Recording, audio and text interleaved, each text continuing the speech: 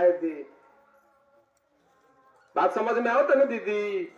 अरे साहब दीदी से, वो महादेव से साहब दीदी से प्रेम इतना प्रगाढ़ कली, इतना प्रेम कली कि अगर आवश्यकता पड़े के हो के साहेब के कि चलो एक के शिव के शिष्यता में भेजे के बाद, शिव के पास भेजे के बाद, तो सबसे पहले रौरा के साहब खोजस कि केने गइल हो। सबसे पहले ऐसा प्रेम बढ़ानी, ऐसा लगाव बना ली, ऐसा प्रेम के घनत्व तो पैदा कर दी कि अगर आवश्यकता पड़े साहेब के केहू के लगे शिव के भेजे खातिर, तो रौरा के साहेब खोजस कि केने बा ओकरा के भेजे के बाद। मत भूले साहब दीदी के, दीदी मत भूले लोगन, ना तो एक बेर उल भूल जाइए तो कितनो कूदते रह जाइए सीढ़ी मिली उली ना। तो ऐसे ये हमार राउर काम बा कि एक एक व्यक्ति के दिल में साहब दीदी के उतार दिया, एक एक व्यक्ति के दिल में महादेव के उतार दिया, एक एक व्यक्ति के दिल में महादेव धड़क जाए, एक एक व्यक्ति के दिल में वो साहब दीदी धड़क जाए। ई राउर हमार कर्तव्य बा, ई साहब के संकल्प बा। साहब हमनी के आदेश देले बानी कि एक एक व्यक्ति को शिव से जोड़ना है, एक एक व्यक्ति से तुमको जाकर कहना है कि शिव मेरे गुरु है, आपके भी हो सकते हैं।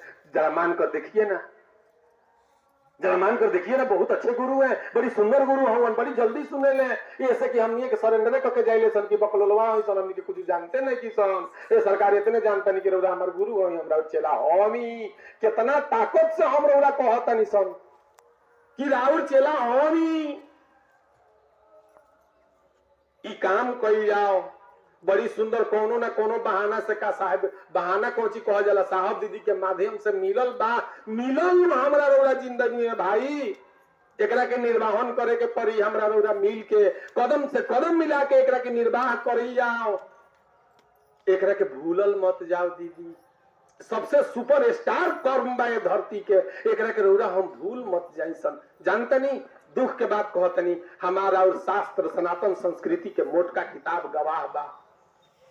अगर सनातन संस्कृति के माने वाला हमनी के बानी सन, तो मोटका मोटका किताब गवाह बा कि इंसान के माँ के गर्भ, हम नहीं कहत, हमरा और हमार किताब कहता कि इंसान के माँ के गर्भ में जितना दुख होला, पूरा जिंदगी में उतना दुख कबो ना होला ओकरा। बुझाई ना समझ में आई? हमार राहुल सनातन संस्कृति के किताब गवाह बा। किताब कहता, हम नहीं कहता, राहुल हमार किताब कहता कि माँ के गर्भ में जब पुत्र या पुत्री के वो कोनो रहेला गर्भ में, गर्भावस्था में, वो जितना ओकरा कष्ट होला, जितना ओकरा दुख होला, जब धरती पर आवेला पूरा जिंदगी में कितनो दुख होला, ओकरा से बड़का दुख ना होला। जितना ओकरा कष्ट होला, इतना तड़फड़ाला बाहर आवे खतरे, इतना कष्ट होला कि शास्त्र कहता कि वो पूरा जीवन काल में ओकरा को उतना दुख कबो ना होला जितना दुख ओही में होला, जितना तकलीफ ओही में होला, जितना कष्ट ओही में होला। तभी ऐसा दुख से काम नहीं के घबराता नहीं सन दीदी, मत घबराई। केकरा दुख ना भई, केकरा दुख ना भई। अरे हमनी के तो इंसान होई सन दीदी, हमनी के तो इंसान होई सन। भगवान लो आइल लो तो वो उनकरा लो के कर्म फल के पकड़ में आइल लो।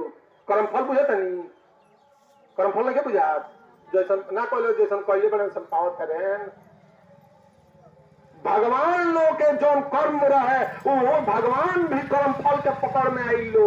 उनको लो के कष्ट भइल दीदी, बहुत दुख भइल। महादेव के वो शिष्य रहे परशुराम, महादेव के डायरेक्ट चेला परशुराम जी, आ परशुराम जी के चेला रहे जेकर नाम रहे भीष्म पितामह।